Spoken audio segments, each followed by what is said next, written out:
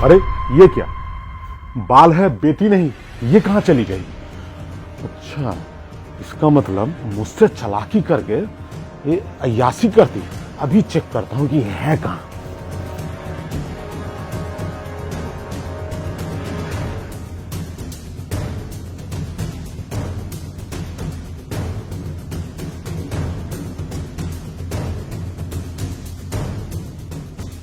अरे वो गार्ड साहब हाँ जी साहब। एक बात बताइए, मेरी बेटी को यहां से जाते हुए देखे हैं क्या पिछले आधे घंटे के अंदर? आपकी बेटी? अरे आपकी बेटी तो छोड़ो, मैंने तो यहाँ किसी लड़की को आते जाते नहीं देखा। अरे चुप कर, तेरी तो शकल देखने से लग रही है कि तू सो रहा था। मुझे आते हुए देखा है तो जग गया है तू। एक बात बता, यहाँ जो सीसीटीवी कैमरा लगा हुआ है इसका फुटेज निकाल सकता है तू? हाँ जी सर, बिल्कुल निकाल सकता हूँ मैं। अरे निकाल सकता है तो आधे घंटे पहले का फुटेज या दिखा तो मुझे। अच्छा ठीक है, निकालता हूँ मैं।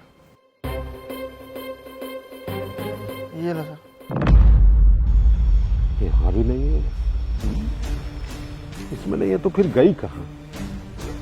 मुझे लगता है या तो वॉशरूम गई होगी या छत पे घूम रही होगी। हो सकता है नींद नहीं आ रहा होगा। मैं पहले चेक करता हूँ। खाम मेरी बेटी पे शक करने लगता।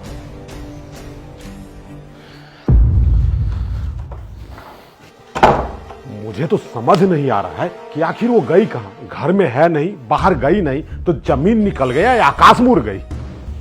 मुझे तो परेशान कर दी ये लड़की। गई कहाँ?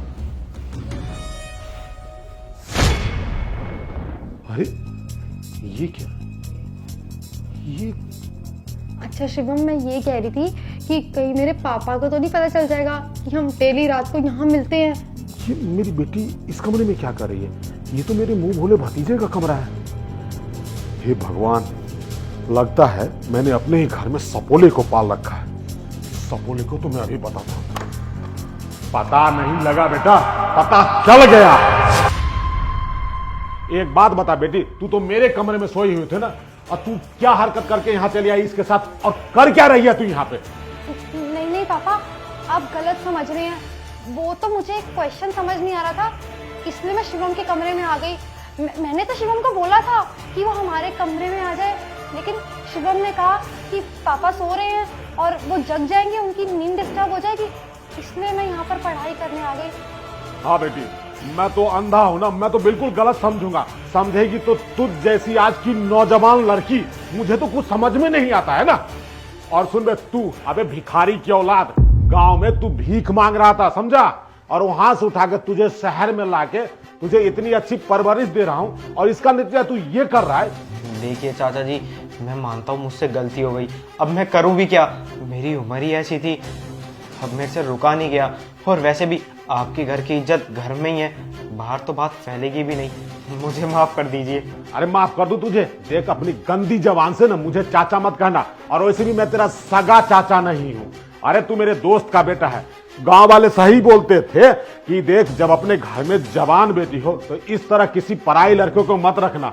लेकिन मैं उनकी बात काट के तुझे अपने यहां शरण दिया, और तू इसका क्या किया रे? मेरे ही थाली में छेद कर दिया, मेरे पीठ में खंजर भोंक दिया। तुझसे तो मैं बाद में बात करूंगा। और बेटी तू क्या की? अब देख, तूने जो हरकत की है ना, इसका तुझे मैं ऐसा सजा दूंगा ना। चल गांव, तेरी वहां शादी करवाता हूं। अपना शादी करने के बाद जहां जाना होगा जाना। नहीं पापा, मुझे प्लीज माफ कर दो। मैं आगे से कभी ऐसा नहीं करूंगी। मैं अभी शादी नहीं करना चाहती, मैं अभी कुछ बनना चाहती हूँ, मैं एयर होस्टेस बनना चाहती हूँ। प्लीज पापा, ऐसा मत करो मेरे साथ। चल बाहर आ, नालायक लड़की। बाप को धोखा दे के यहां चली आई, पढ़ाई कर रही है।